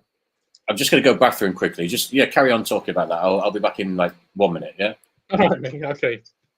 So like my little tuppence worth. I mean, it's about peace, isn't it? It's like if you're settled in yourself. I think there's a difference, isn't it, between the people who just have peace in their mind. This is something that Jesus says, right? He says that when you go into the villages, he's talking to his disciples, go out and heal the sick, and let your peace descend upon them, right? Let your peace. It's like a gift. It's like something that that doesn't. No, everyone has that. A lot of people have a lot of all sorts of issues, psychological problems, restlessness. They need to be active. They can't sit still. But just generally, like most people as well, they have this constant barrage of thoughts in their mind. Right? They just, look at the world. I mean, the world is just designed to stress you and to create this this constant sort of flashing diodes of panic and despair always going on, right? I mean, that's what we do. That's what motivates most people to get out of bed in the morning and go to work. The little diodes flashing. Oh, I gotta go to work. Gotta go to work. Oh God, worry about a job. Worry, right? But yeah, I mean, just peace. Cultivating that is important. And I've always gone on about Zen meditation, and you can literally cultivate inner peace. You know, where you don't actually have any thoughts in your mind, and you can control extraneous thoughts that come in and infringe upon you, and that, I think, if you have that inner peace, if you're just happy in yourself, right, you know, it's like you don't need to seek happiness from anywhere else. You know, it's always innate in you. You know, it's just you're just happy. And I think we should all try and aim for that, because just we all want to be happy, right? We all want to be happy, but we got to have like a control, like a base level of personal satisfaction. You know, we're not always just running around trying to graphically equalize our quality of life and tweak this knob and bring that one up, and just like a base of who you are, and that's who you are, and you are your peace, you are your comfort, you are your inner repose. You know, you're not, you know, the guy who's just always trying to get laid, or the guy who's always got to be drunk to feel happy, or you're not the guy who has to be telling people what to do in order to feel happy with themselves. You know, you don't have to get anything, you don't have to steal anything from anyone emotionally or psychically or spiritually, whatever. You've got an inner peace. Future Shock, are you back? Yeah, I'm here. I was just letting you riff. Yeah, I was going to say. So I was thinking, like, when you were saying that, I think my moments of inner peace come more from, I don't know. There's two types of them. There's the types where I've been like sort of more sober, to be honest with you. Times when I'm like, because I do like usually early on in the year, most years, I will do a long period of no drinking, and I find that I actually have the most fun, the most sort of I guess the inner peace thing. The most inner peace, I think, overall comes to me in those times when I reflect back on last year, for example. I think I was my most productive. Musically, I'd started the YouTube channel, my other YouTube channel I was telling you about, with the sort of like the atmospheric music and stuff. I just started that, so I was working on that. I was like banging out a load of tunes. Things were going well at the gym, blah, blah, blah. So it was just, I had an inner peace from that. But what I will say, in complete contrast to that, I think the only other inner peace I get is 5 a.m. in the morning after having about 13 Stellas, when I'm completely in that blissful mode of just like going on YouTube, watching. What I like to do sometimes when I'm a bit pissed up, or let's just say wavy, is like I have this little habit, wavy, as they say. I like that. Like, you know, really sort of like, you know, blissed up on the drink, is that what I quite like to do, is like watch. What I like about YouTube is you can get clips from movies, right? So people do certain clips from certain movies, and I like to watch, you know, some of my favorite ones that have got like the best scenes, the best scores, scenes with the best scores. So like ones with nice soundtracks. So I'll watch like some of the old Blade Runner stuff, some of the Ex Machina, which is a great movie if you haven't seen that already. It's got some really nice like scored parts to it. Traffic. What's the story of that one? I don't think I've seen it. Oh, it's one of the movies I really recommend to people. It just took me by surprise and popped into my top 10 randomly one year. So it's basically about, I won't spoil it obviously, because it's basically about a guy. He's like this billionaire tech guy. He's very reclusive, and he lives in this like very far-flung, like isolated place, and he builds an AI, and he flies over some computer programmer to do the Turing test with this AI, and it's what happens after that, basically. And it's a really fantastic movie. I recommend it to anybody. I think I have seen that, and I've seen it once, but that's a reminder to watch it again. That is a cool ass movie. Yeah, I might watch that tonight. Actually. Yeah. Did you say you've seen it then? Did you say I've seen it once, but it's a long time ago, and I think it was like 10 years. 10 years ago, it was out, wasn't it? Yeah, it's 2016, so it's I would say old. It's not an old movie, but like, you know, it's from a few years ago. Did you see? Another one I like as well is Dune 2. Have you seen, like, in terms of the music? Oh, me? No, I ain't watched the new Dunes. No, I was just skeptical. I just didn't feel it. So I love the old Dune, the crazy Cronenberg. Is it David Cronenberg that did it right? Was it him? Was it Cronenberg's Dune? Absolute brilliant movie. No, was it Cronenberg that did Dune? It was one of their nutters. It was one of the Hollywood nutters who I can't remember if it was David Cronenberg. No, Lynch. It was Lynch, wasn't it? Lynch, it it was Lynch. Yeah, it was one of the weirdos, but it's amazing. Love it. So what Dune 2 is that good? So I would say Dune, they're actually kind of different the way they've done the movies. I prefer Dune 2, but some people say differently. But I would definitely recommend watching them both. Yeah, there's elements to it which are a bit not amazing. I'm not saying it's the most amazing sci-fi movie I've seen, but, like, you know, it's certainly worth watching, definitely, especially if you're having a little smoke, especially the first sort of half hour of Dune 2. Have a little smoke and watch that. It's very trippy. It's very nice. Oh, you're speaking my language there, yeah. Is it better than the first one? Because I don't know. I just thought the casting was a bit weird. You know, I just want to show the casting. The first one is in, like, the original way back. No, the remake of it, right? Oh, so I didn't like the first remake. I preferred the Dune 2, which I suppose is the third. So is Dune 2 the second part of the remake of the yes, basically. Yeah. And somehow that was better. Yeah, I thought the second part was better. Where does it start from then? Where does Dune 2 begin?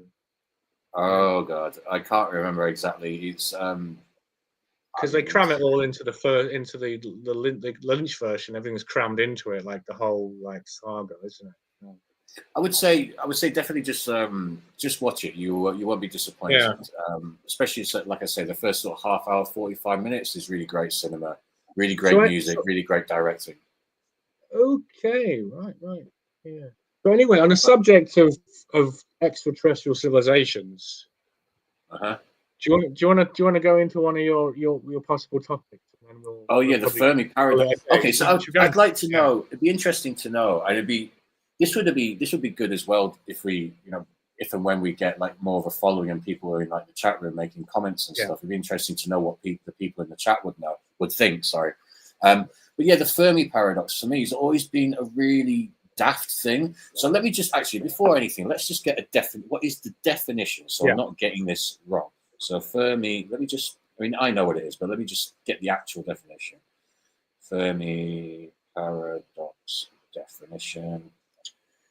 It's basically where are the aliens, isn't it? But it's like the discrepancy between the lack of conclusive evidence of advanced extraterrestrial life and the apparently high likelihood of its existence. Well, no shit, the universe is big. Well, you expect to see them just, like, in their fucking little spaceships just outside when you look out the window. I mean, come on. Like, the idea that it's not that difficult to understand, surely, that we wouldn't see, or that it would at least be very difficult for us, at certainly our level of advancement as well, to be able to see alien civilizations, which presumably aren't just, like, right up next door on Mars or something, or they may have been before. That's another topic for another time, by the way. So what I predicted as a little kid about Mars seems to be coming true. And I was only, like, fucking 8, but I loved Mars when I was a kid. That's another tangent for another time. But I was always a Snickers guy. No, I was just messing about. Why'd you love Mars as a kid? Boost for the win, eh? Yeah. Yeah. So what is it about Mars? Yeah, I mean, I was fascinated when I was a kid. I was really fascinated with Mars, and if you remember, I grew up in the Yorkshire countryside basically, and had no light pollution, so I had a window to the stars basically. Wow. And I just used to look. Mars, obviously, it's up there. It's very bright red, orangey. It's just different. It looks a bit different. Yeah. And so I just became a bit obsessed with it when I was a kid, and I just always had this feeling, and not really knowing exactly what I was basing this on, but I just kind of thought Mars, to me, looking at it, seems like it used to be like Earth. And it wouldn't surprise me if Mars was, like, at one point, like, flush with vegetation and water and rivers and seas and whatnot. And that was just a little kid. That was just, like, my feeling on it as a little kid. And now these days, I think there's a lot of work that's suggesting, like, a lot of, like, top-end scientific work that's suggesting that this is a very real possibility, that Mars could have been a bit more like Earth, basically, a long time ago. I'm not sure if you know too much about that or what your thoughts are on that. I think I know that Mars has a day, does it not? Have this almost exactly the same length as the Earth? Yeah, yeah. I think it's like 24-hour day, right? It's 25 hours, I think. Yeah. 25 hours, yeah. Weren't there all those Mars photos that were coming? I don't know what the mission was, but it showed all these anomalies on the surface of Mars. And do you remember them? It's been a while ago. That's a couple of years ago. All these HD pictures. Just to confirm, you are right. Actually, Mars's day is 24 hours and 37 minutes. So you could have rounded it up to 25. But anyway, yeah. So it's just over 24 hours, basically. Yeah. Well, they found like lots of strange, or what they claim to be kind of like strange, sort of like formations, geometric shapes, right? Yeah. Geometric and weird, suggestive things that because. Oh, I mean, the classic was the face on Mars, wasn't it? I mean, yeah. Listen, I grew up with that. Actually, now you mentioned that, I grew up with the face on Mars. Do you remember that? Oh yeah, no, I had a X-Files book of the unexplained. I had X-Files book of the unexplained as a kid, and a big part of that was about the apparent face on Mars. Yeah.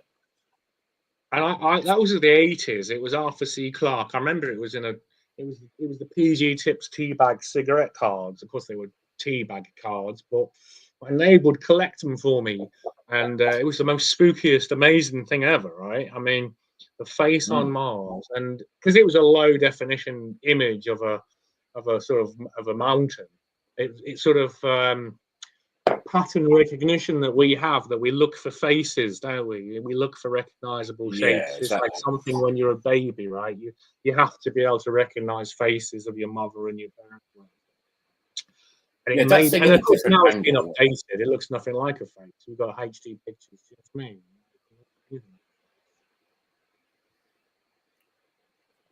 Yeah, I mean, if you look at that thing from a different angle, it's probably not going to look like a face. So it was just a good angle that they got that thing on. There's another one that cropped up. Cool, yeah.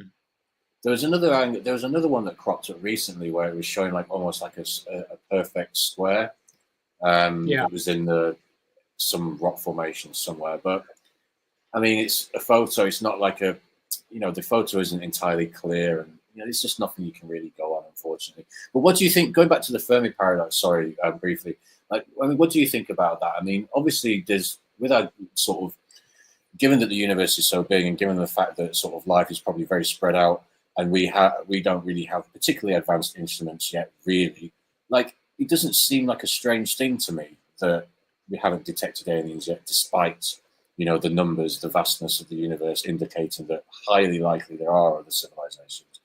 It doesn't seem odd to me. Why would we? Unless they're in the solar system, unless they're in the solar system or the local area around the solar system, we're going to have a lot of trouble seeing any of these things, really. Well, this is where my sort of, shall we say, my Christian sort of thing comes in. A little trump card, because I would say to you that we have been contacting interdimensional sort of civilized life for thousands of years. So that would be my distinction, is that we have been using, there has been contact with things, right, with life, but not as we know it, not physical life that science would recognize, but with extra-dimensional beings. And that I mean that's what I would say. I mean, that's why I think that's part of the thing with the Christianity, is that it's like they're aware that there are other things out there. But if you want to just talk about technological based life, well, just the fact that we haven't contacted, I mean, initially my thoughts, do you remember the New Age? They would always say the Earth is in quarantine, and this was something that C.S. Lewis, as a Christian writer, sort of said. He sort of said, because the Earth isn't civilized, it's under the thrall of a dark power, that we're in quarantine and to talk to us. Do you know what I mean? Yeah, I don't know too much about that. I've heard a little bit about it. But at the same time, I mean, there's just because there's life out there, it just chooses, it just cannot communicate with us. In our region, we actually live in a region space called a dark zone. We live in what Douglas Adams called the unfashionable western arm of the Milky Way galaxy, but we do live in an area of absolute relative darkness around us. So we are in the sticks, and we're in the sort of dodgy suburbs of this galaxy. So I think maybe, just look at the behavior. I mean, if you were living in the center of the solar system, for instance, you know what I mean? With you can imagine the Milky Way and how much concentrated they are closer to the center. We probably live in an area where there's not a lot going on. It's just a dodgy neighborhood. Well, yeah, this is what I was saying. I mean, in terms of the interdimensional stuff, yeah, I mean that's a slightly different approach, isn't it? But I think with the Fermi paradox, it's like it's the idea of something within our dimension that's visible in some recorded way. And I think that as the telescopes get better and better, we'll start to discover these things. I mean, I'm still looking forward to the day we discover something like some fossils on Mars or something. That's going to be fucking interesting. Imagine they dig up a couple of fossils. Would we hear about it?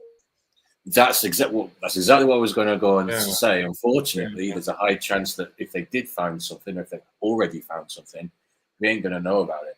Although, to be fair, I suppose in the last couple of years, you can say that in terms of disclosure of information about aliens, UFOs, etc., things have become a lot more transparent or a lot more open than they were when I was growing up anyway. All these things that were sort of conspirational type theories are now sort of being put forward as well. We know we've collected craft. We know that we believe that there are other species of life out there. We don't have any direct evidence, blah blah blah. So this is the first time that we're seeing these things come out. So just extrapolate that out over the next sort of 20, 30 years. Maybe we'll start to know something. And maybe it'll be like Mars attacks. Maybe they'll pop in at some point, and we'll have like a Mars attacks type scenario where we're trying to like kill them off with old 60s music because they can't stand the sound of it in their ears, and their heads explode. Have you seen Mars attacks? Yeah, I have. Yeah. It was much better than Independence Day. Those two movies were released at the same time, weren't they? And Independence Day was just stupid and ridiculous and idiotic. I hate that. I mean, I hate the idea that somehow you can create PC Windows virus or something, and it will. The aliens use Windows as well, so your virus. It's so stupid. It's unbelievable. Do you know what I mean? They create a virus. I was going to say I was going to say in terms of wrapping up. I mean, we're on 1 hour 45. Did you want to do the 2 hours and then call it quits? Yeah, let's do it then. Yeah, great. Yeah. So we got doing a solid 2 hours kind of thing. Yeah. Do you know what? I quite liked Independence Day, but I was like a little kid at the time, and I don't know. It was just a fun movie, and I liked Will Smith at the time, and Aliens was my thing, and so.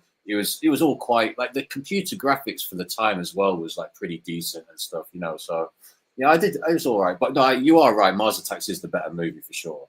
It is overall a better movie, it takes itself.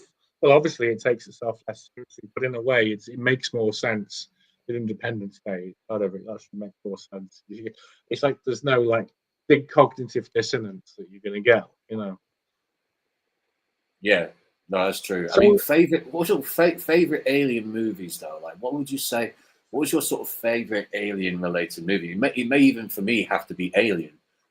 Sigourney Weaver. I have a soft spot for Sigourney Weaver. That's such an amazing movie, Alien. I mean, the original one, especially. I mean, I mean, it's so dark though, isn't it? It's like it's a horror movie. It's Alien, it's a horror movie, but it's so clever and it's so brilliant. It's just so brilliant. I don't watch it because I can't watch it again. Do you know what I mean? It's just dark. It's really nasty. I preferred Aliens 2 because it's more fun. It's like the difference between Terminator 2, isn't it? Terminator 1 was an 18, was a proper kind of like not a video nasty, but it was an 18. It was like a movie kids can watch. But then Terminator 2 came out, and suddenly kids are into Terminator, and it was a fun movie, and like Aliens is almost a fun movie, isn't it? I just like a little bit of, I like something of humor and something to alleviate the horror, because I just think too much horror. I'll tell you one that I But liked. my favorite. Go on. Sorry, go for it. Well, I was just saying my favorite. Really, I like that Tom Cruise one. It's that one where he's Tom Cruise, and it turns out it's a little bit like Independence Day, isn't it? In the end, spoilers. They fly to the what do they call it? Not the tetragrammaton. The Tom Cruise one where he's What's not the the Edge movie of called? Tomorrow. Just trying to think. It's the one where he's kind of like scouting around on Earth. It's been ravaged by Edge of Tomorrow. Did you say? Is it the Edge of? I don't think it's the Edge of Tomorrow, man. I can't quite remember what it is. No, it's. I'll tell you what. I'll say. Okay, let's go Interstellar. I can remember what it's called. Have you seen Interstellar? Interstellar. Yeah. I watched it a couple of times. Yeah. No, at the end is amazing, because at the end he goes to 4-dimensional reality. Do you remember the ending? Yeah, vaguely. Yeah, I remember with the Yeah, library. and it turns out he's in what they call a tesseract, a 4-dimensional hypersphere, and that's something that I wrote about. And every side of a 4-dimensional hypercube. Every side of a hypercube is a 3-dimensional shape. So that's 4D. We talk about 4D. So the 4D realm. Yeah. Like, I remember the hypersphere being the first thing I had trouble with. Anyway, go on. Sorry, I was just saying how much trouble I used to have with the idea of a hypersphere. But anyway, yeah, go on. Sorry. So I love the ending, because it's like, yes, that's what I think is the the 4-dimensional next world, the authentic reality. And when you're like dreaming and stuff, you enter this 4-dimensional space where every side of it is a different 3-dimensional experience. Because when you dream, right, you're in 3 dimensions, aren't you? You actually are interacting with the 3D reality of whatever it might be. Time. Well, I think it's kind of a dissonance, isn't it? You have a kind of dissonance when you dream a lot of the time, because perhaps you are sort of venturing in some ways in between 3 and 4 dimensions. Because obviously there must be a fourth. There's got to be a sort of higher dimensional element to dreaming, because of the way that dreams, just the way they operate, the way they're kind of non-physical, obviously, but there's physical elements to it. But also, it's almost like what was going to? How do I phrase this? So, like things. I say it's non-physical, but you can still end up feeling pain in dreams and things like this. I remember one time I had. It's kind of like quite, but I never have nightmares. I usually have like normal dreams. I say normal dreams, like just they're still crazy sci-fi movie type things all the time. But broadly speaking, like, I won't have like bad dreams, like nightmares or like horrible situations and stuff. But yeah, I did have one time, and like it was very brief. I woke up. It was after a bit of binging, so it was one of those kind of like where I binged a bit too much, and then I was having trouble sleeping. And, you sort of end up having kind of like sort of sleep, kind of like bad dreams, bad sleep. So anyway, in this very brief dream, I'd woken, in the dream, I had woken up on a bed, and then there was just like a guy with a baseball bat who was coming to hit me as I lied on the bed. And he hit me a couple of times, and I felt the pain. And as I felt it, I woke up, and I saw or felt really that my back, where I was sort of being hit in the dream with the baseball bat, it was kind of bubbling. I think it was maybe the nerves or something. So something something can trigger in the nerves to give you pain. Amazing. To correspond with the dream you're having. I had it before one time when I was a little kid, actually. I had a dream where I was outside my old house where I grew up, and randomly a wild boar, like a pig, a wild boar, started running towards me and took a bite out of my stomach. Sounds pretty horrible. That's a dream, though, right? I felt the pain, and I felt the pain, and I woke up, and I woke up like kind of clutching my side, thinking, and then the pain went away. It's just kind of, something can happen that, I don't know, I guess kind of enlivens the nerves that would ordinarily be there to give you the feeling of pain if you were being hit, sort of thing, but without being hit, if that makes sense. It's weird. Well, all the pain is felt isn't it? It's in your mind, isn't it? I mean, yeah, that's how things like painkillers and anesthetic work. You know, by disconnecting your mind from this. But in dreaming, like in theory, your body is a mobile. You know, you're not moving. Your body is not mobile in 3D, but your mind is mobile in 4D. And so you travel through the dream space. And I think that's why you get things like people like sleepwalking, right? I mean, this is even a friend of mine actually once slept walked. He slept walked out of his house down the road into town. He took money out of his bank account using his debit card, and he was stopped by the police who happened to see him. And he was sleepwalking. He was half conscious. He was unconscious, but he made it to town. It was about 10-minute walk from his house. He went to the cash, he took money out, came home, and and the police apparently took him home and said they found him sleepwalking, taking money out of his bank account. Absolutely. But in his case, his 4-dimensional self perhaps was not fully disconnected from his 3-dimensional self. It's just amazing stuff. Yeah, so it can be some crossover. Yeah. The weirdest one, and we've had this conversation before about lucid dreaming. I don't think you really have many, or any. I'm not sure. You can maybe correct me on that, but I have quite a few lucid dreams for whatever reason. You know, I talk to people about it, and people have never even had one before. I do wonder if that's when you're more fully 4D at that point, and suddenly everything is. There's honestly, if you lucid dream, anyone listening who's lucid dreamt will know as well. There is nothing between a lucid dream and wakeful reality. There's no difference. Wow. There's no difference to the feeling. There's no difference to when it happens. It's strange, and I have a little system where I just kind of like I put my fingers. I sort of hit my hand with 2 fingers just to make sure I'm dreaming or whatever. Like some people look at their feet, don't they? They do this, and if they can't see their feet, because I don't think you can see your feet if you dream. I don't know. I've heard that. But. Yeah, I guess generally you do. Well, I suppose also with dreaming, it's kind of almost like a video game in the sense of like, you know, you feel like you're moving forward in the video game, but obviously you're just staying in the same place. So I get that a bit with dreaming. I get almost like the fact that it's almost like you're sort of half involved and half watching it at the same time. Because there's an element of watching a dream, but there's also an element of being involved in the dream. But they're always quite... there's always like a certain percent of one, a certain percent of the other. And I think with lucid dreaming, you're 100% you're actually in the dream. And it kind of that makes me think, you know, if death, for example, is supposed to be like dreaming, like the Native Indians thought, Native Americans thought. Mm-hmm. I mean, if you're lucid dreaming, does that mean you're sort of like closer to death in a way? I don't know. It's a strange one. Is that kind of? I think so. I think you're in the 4D realm. I agree. I think so. That's what I would kind of naturally conclude that, really, given what I think of lucid dreaming, and which may be completely wrong, but you know, I do agree with what you're saying about. I remember us talking about this when you were saying about, you know, you can be in 2 different dimensions at once. If you look at a cube, for example, it's got 2D sides, but it's a 3D object. Those sides are in both 2D and 3D.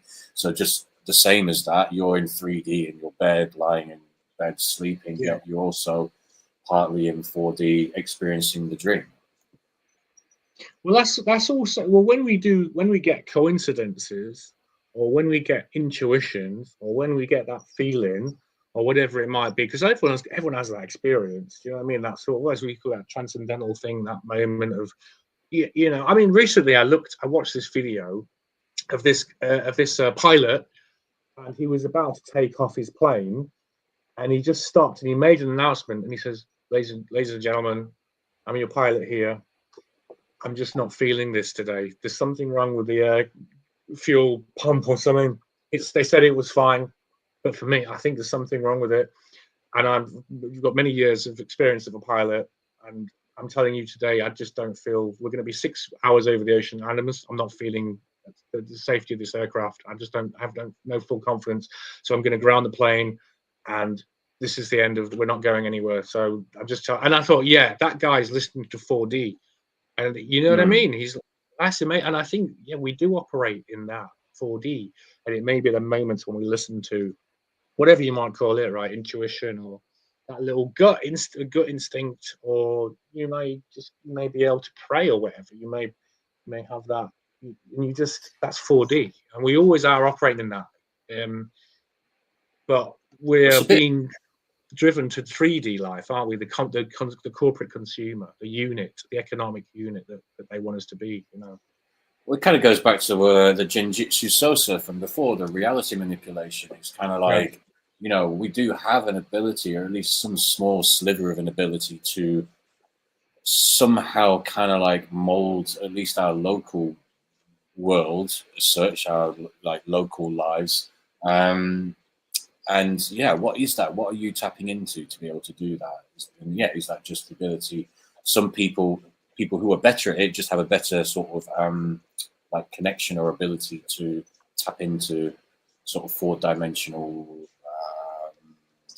kind of parameters and stuff that you can use. So yeah, it's interesting, man. I guess we've got to wrap up in a couple of minutes. So I'd probably have to go soon, to be honest.